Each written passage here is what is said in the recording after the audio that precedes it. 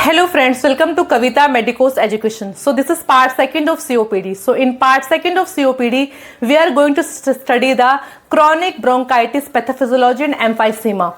So due to causes and risk factor of COPD. So whatever causes we have read for the COPD like smoking, dust particle or fumes. So this particle will come into our bronchi, into our bronchioles and they will make our bronchioles to get inflamed or irritated. So what is the normal mechanism of our respiratory tract? So I have taken a cross-sectional diagram of this bronchi here.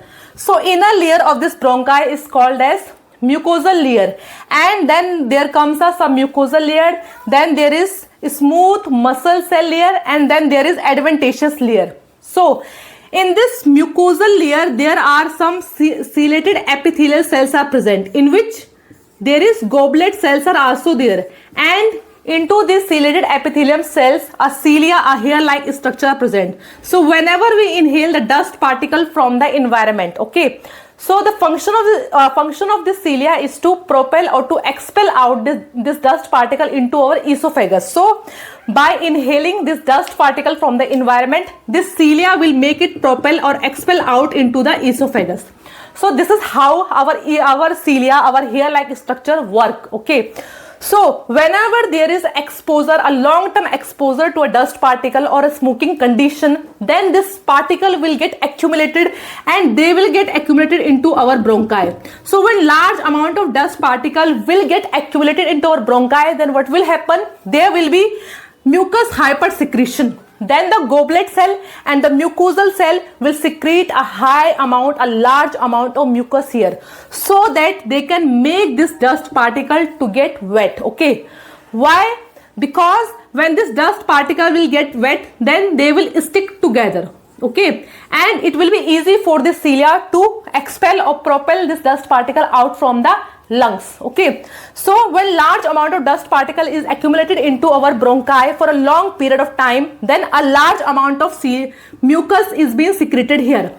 And again one more thing is happen, there will be hyperplasia and hypertrophy of goblet cell, and after some time there will be hyperplasia, means there will be cell division happen, okay, there will be increase in cell number. So goblet cell and this mucosal cell will increase into their number, okay, and there will be hypertrophy also happen. Hypertrophy means when the cell size is increased.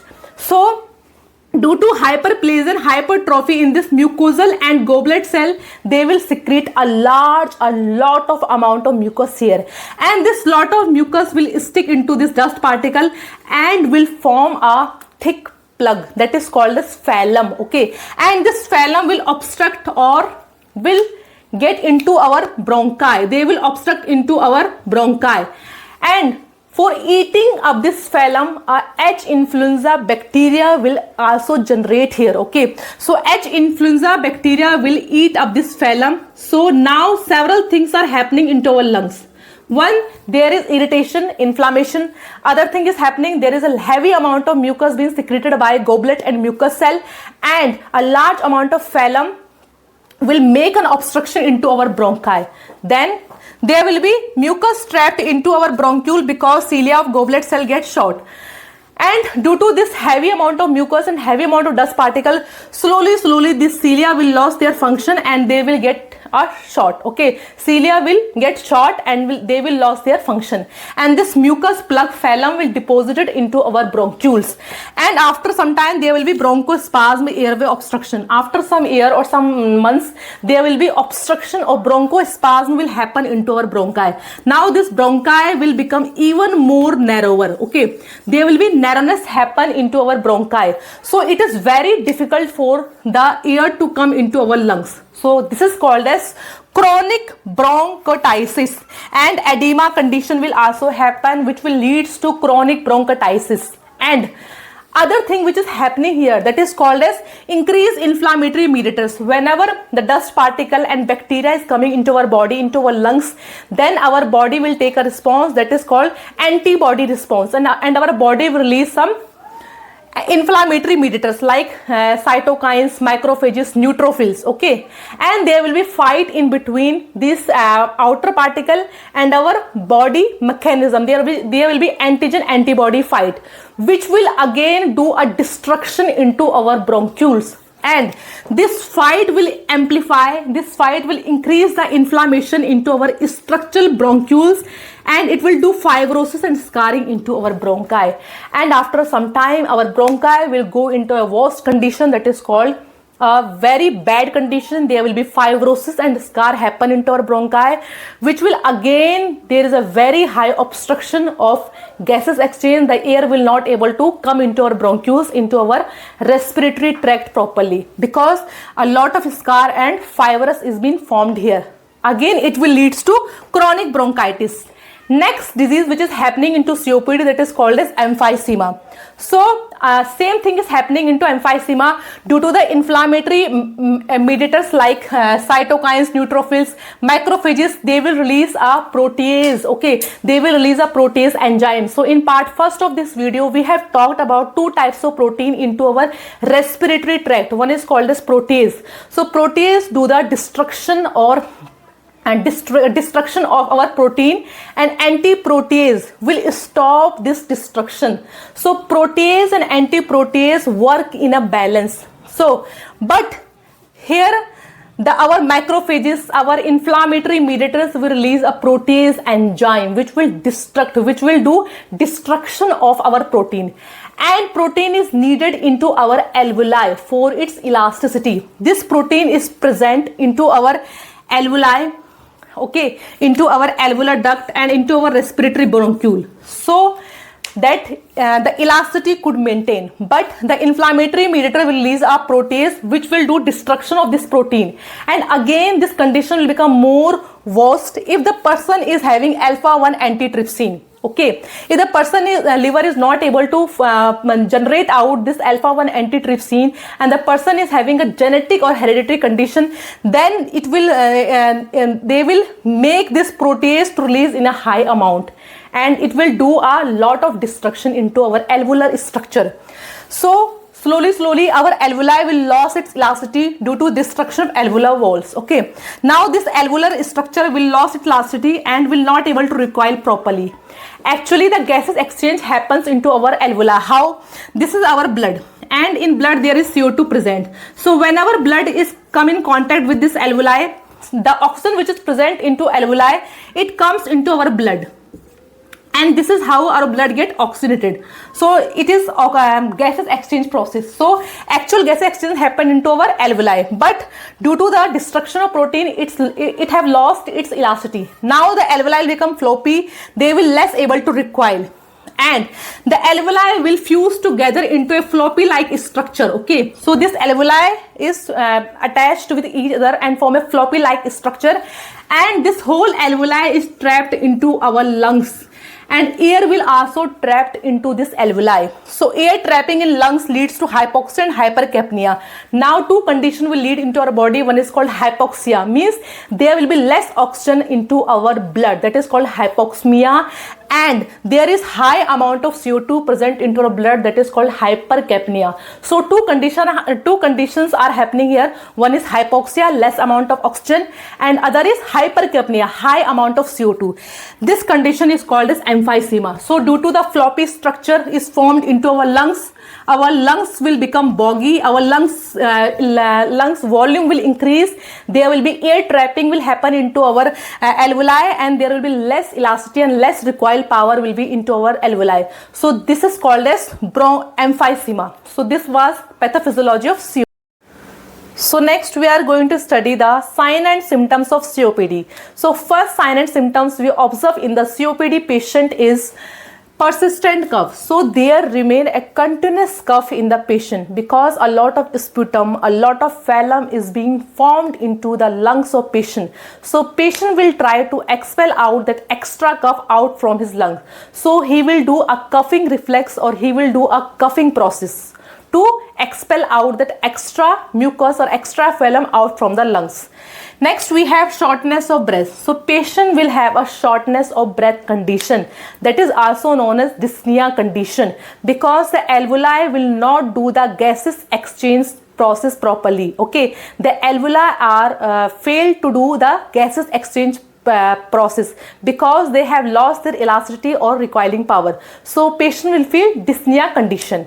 Next we have tightness in chest. So patient will feel tightness or heaviness in the chest because the alveoli, because in alveoli the gases have been trapped. Okay, because the alveoli are not able to do the gases exchange properly, and all the air, all the O2 and CO2 will be accumulated into the alveoli. Okay, and our lungs volume will increase. Again, there is fibrosis and scarring formation happen in the bronchioles, and there is edema condition is happening in the bronchioles. Because of that, the patient will feel tightness or heaviness in the chest while he is doing inhalation or exhalation process.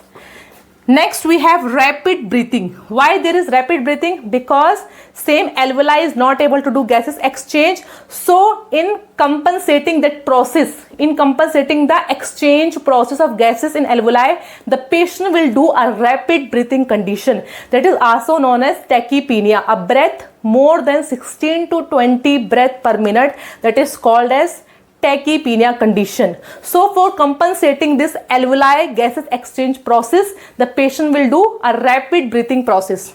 Next there is wheezing. So a whistling like sound will come into the breath of patient. Whenever the patient will exhale the CO2 out, then a whistling sound will come out from the lungs of patient, because due to the edema or due to the inflammation or fibrosis or a scar condition, these alveoli, these bronchioles and bronchi size have been reduced. Okay, this bronchi have been narrowed, the pathway have become narrow, so the air will not able to come out and the air will not able to go out properly. So in this narrow pathway, a whistling sound will come out from the lungs of patient. Next we have production of mucus. So there will be heavy sputum or a heavy phlegm will come out from the patient body, because due to hyperplasia and hypertrophy condition of goblet and mucosal cell, a lot of mucus will be secreted out into our bronchi, into our respiratory tract. And again the cilia have not doing its function properly, because the cilia get shorter, okay, due to the mucus production. So the patient will have a lot of mucus, a lot of phlegm out in the lungs. Next we have extreme fatigue. Why there is extreme fatigue? Because the gases exchange is very poor in the alveoli, and our blood will not able to get proper amount of oxygen from the alveoli, and because of less blood in the alveoli, it will not reach up to the cell and tissue, and due to less oxygen supply, our cell and tissue will not able to form the ATP form of energy, adenosine triphosphate type of energy, which our body required for the functioning. So there will be fatigueness or there will be weakness conditions seen in the patient. Next we have weight loss, and slowly the patient will lose his weight. Okay, and gradually when the chronic COPD goes in a very worse condition, the patient will slowly or gradually lose his weight. Next we have frequent respiratory infection. Already the lungs are infected, already the lungs are in very pathetic condition. There is chronic bronchitis, there is emphysema condition happened in the lungs, and there are a lot of bacteria and virus will generate in the lungs, because the virus and bacteria will eat up the extra mucus or phlegm. So the patient will suffer from lot of respiratory function like cold, flu or pneumonia. Next we have hemoptysis, means whenever the patient will spit out, okay, whenever the patient will cough out the sputum, then in that sputum there will be blood. Okay, the blood will come out in the sputum of the patient due to the destruction of this alveoli. Okay, because due to the destruction of bronchioles. Okay, you know bronchioles are also going in a destruction phase. Okay, due to the fibrosis scar formation, these bronchioles are also going in a destruction phase. So whenever the patient will spit out or do the coughing, which have a lot of sputum, which can be yellow, white or greenish sputum. So in that sputum there can be a blood. Okay, next we have cyanosis. Due to low oxygen supply in the blood, our each body cells and tissue will get less oxygen, and there will be bluish discoloration seen in the patient finger, in the nails and in the toes and in the lips of patient. So patient will have cyanosis, a bluish discoloration. Next we have difficulty in speaking. Patient is having a persistent or continuous cough, so he will not able to speak freely, or he will not able to do the conversation properly. Next we have decreased mental alertness. Obviously the oxygen rich blood is not going into the brain of patient, so gradually or slowly the patient will lose his conscious power. Okay, there will be less cognitive function in the brain. Okay, so patient will lose his mental alertness in the worst condition of COPD. Next we have anxiety or depression. Due to this worst disease condition, which is an irreversible form of disease condition COPD, the patient will feel anxious, he will feel anxiety and he will go in depression also.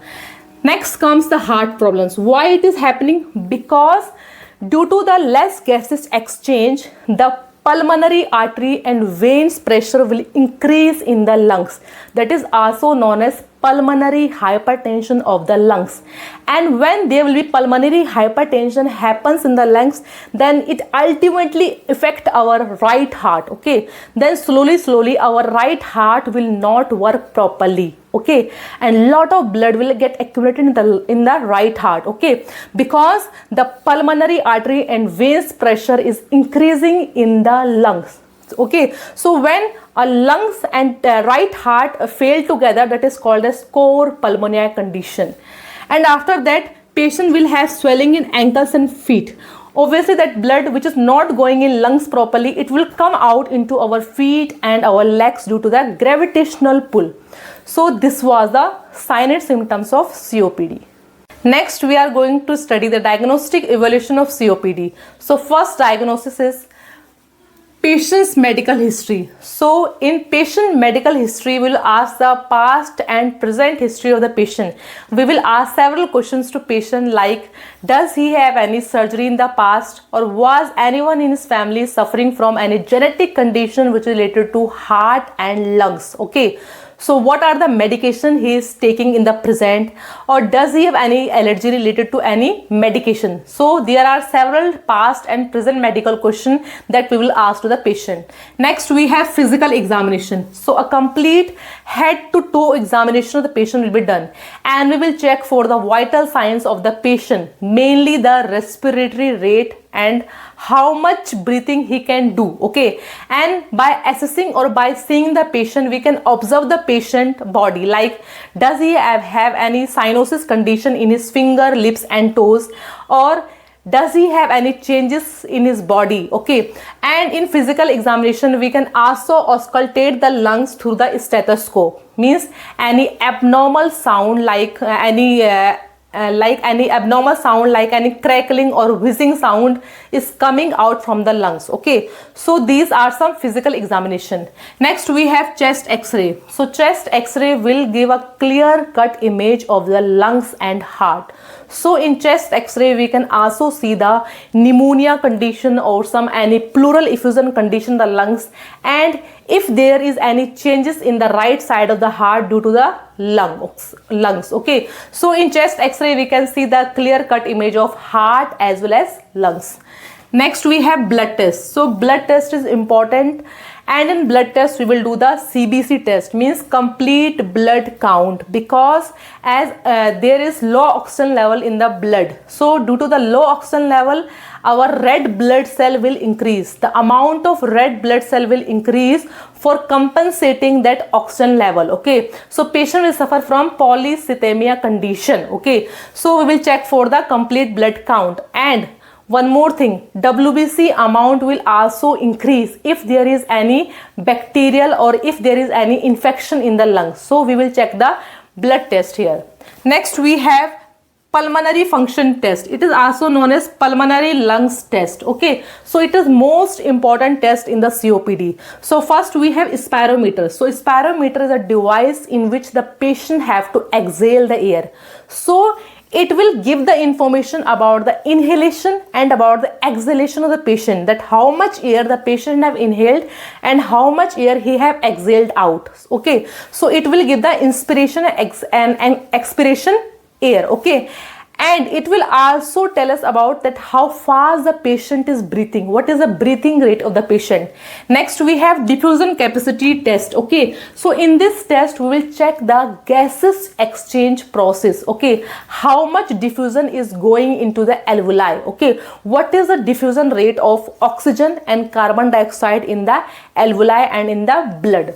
Okay, next we have lung volume. So it will show all the air. Okay, it will show all the lung volume, means how much residual volume is remaining in the lungs after we have exhaled the air out. Okay, and how much air we are inhaling in the lungs, means how much capacity is there in the lungs. Okay, so it will give the complete lung volume. Okay, next we have ABG. It is also called arterial blood gas analysis. In this ABG test, which we do from the radial and from the femoral artery. Okay, so in this ABG test, it will show the partial pressure of oxygen, which should remain between 75 to 100 mmHg. It is a normal range. Okay, and it will also show the partial pressure of carbon dioxide, how much CO2 is in our blood. Okay, so the normal range of PCO2, partial pressure of carbon dioxide, is 35 to 45 mmHg, and several other factors we can check in the ABG, like bicarbonates level, like the pH of our blood. Okay, so it will show the saturation rate of oxygen and CO2 in the blood. Next we have sputum culture. It is very important. We will check the sputum or phlegm of the patient and we will send that phlegm for the lab investigation. By the sputum culture, we can know about the bacteria, that which type of bacteria is infecting our lungs, and according to that bacteria we will provide the antibiotics to the patient. Next we have pulse oximeter. So it is a non-invasive test. So a small device is inserted into the index finger of the patient, which will show the instant saturation rate of oxygen in the blood. Okay, so it shows some respiratory rate also, some pulse also, and it will show the saturation rate of oxygen in the blood. So it is a non-invasive test. Next we have alpha-1 antitrypsin level. It is also very important test. The peoples who do not do the smoking. Okay, so this alpha-1 antitrypsin is very important for our respiratory, means for our lungs. Okay, this alpha-1 antitrypsin is a protein which help in the protection of our lungs, and it is secreted from the liver. So the people who are genetic, okay, so the people who have suffered from the genetic condition, they will their liver will secrete less amount of alpha-1 antitrypsin, so they are more prone to the COPD condition, even though if they are not smoking. Okay, so next text we have CT scan. So CT scan is also same like X-ray, but it is very modified or new type of test in which we can show the very clear cut images of the lungs as well as of the heart. So this was the diagnosis of COPD.